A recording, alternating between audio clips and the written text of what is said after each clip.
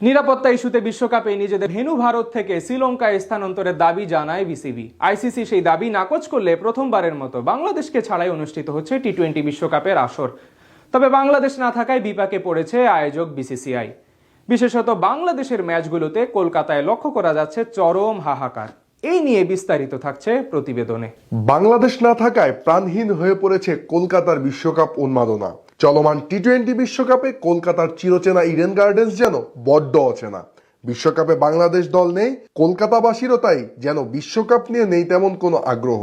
বাংলাদেশের পরিবর্তে বিশ্বকাপে খেলতে আসা স্কটল্যান্ডের ম্যাচগুলোতে দর্শক শূন্য গ্যালারি যেন হাহাকার করছে। সরেজমিনে মাঠের চিত্র অন্তত পক্ষে সেটারই জানান দিচ্ছে। আরো জানান দিচ্ছে বাংলাদেশকে এবারের বিশ্বকাপে ঠিক কতটা মিস করছে ওপার বাংলার কলকাতা।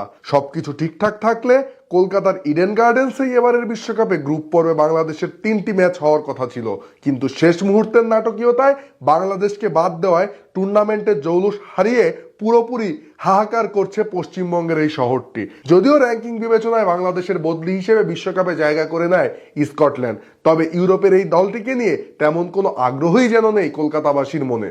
মোহামেডান স্পোর্টিং ক্লাবের সামনে বসা অফলাইন টিকিট কাউন্টারগুলোতে ভিড় তো দূরের কথা, একসঙ্গে 5-6 জন মানুষও যেন মেলাভার।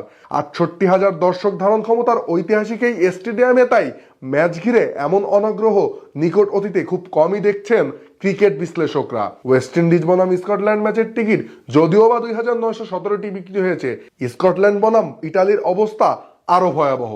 ইউরোপের এই দুই দেশের ম্যাচের টিকিট বিক্রি হয়েছে মাত্র 348টি। উপমহাদেশের ক্রিকেট মাঠে এমন চিত্র কে কবে দেখেছে মনে করতে পারছেন না দর্শক কিংবা বিশ্লেষক কেউই। আর গ্রুপ পর্বের বাইরে সুপার 8 ও সেমিফাইনাল মিলিয়ে টিকিট বিক্রি হয়েছে সর্বসাকুল্যে মাত্র 9,000-এর মতো। দর্শকদের এই অনাগ্রহের বড় কারণ হিসেবে দেখা হচ্ছে গ্রুপ পর্বে ইডেনে স্বাগতিক ভারত কিংবা প্রতিবেশী বাংলাদেশের কোনো ম্যাচ না থাকাকে। তবে আসার কথা হলো এই যে টিকিট বিক্রি কম হলেও আর্থিক ক্ষতির মুখে খুব একটা পড়তে হচ্ছে না আয়োজক সংস্থা cricket association of Bengal CAB কে।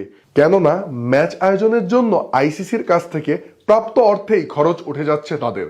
উল্লেখ্য যে IPL এ রেকর্ড 9,20,00,000 রুপিতে বিক্রি হওয়া মুস্তাফিজকে শেষ মুহূর্তে নিরাপত্তার অজুহাতে দল থেকে বাদ দেওয়ায় ক্ষোভে ফেটে পড়ে গোটা বাংলাদেশ।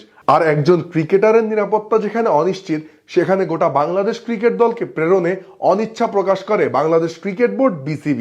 আইসিসির কাছে বিকল্প হিসেবে তাই শ্রীলঙ্কায় নিজেদের ম্যাচগুলো স্থানান্তর করতে বলে বাংলাদেশ ক্রিকেটের সর্বোচ্চ এই নিয়ন্ত্রক সংস্থা।